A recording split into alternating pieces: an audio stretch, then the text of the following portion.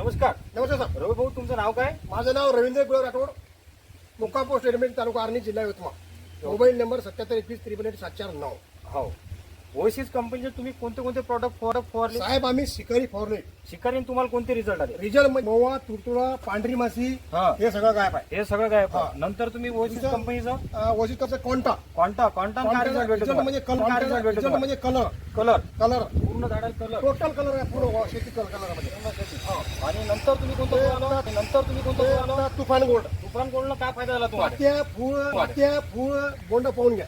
पात्या भरपूर आहे पात्या. पात्या आहे. हा पात्याच पात्या. बिलकुल. हो. आणि नंतर देवशी कंपनीचा आपला बाजी भाजी ते पहिल्याच फवारण्या काढल्या आपण.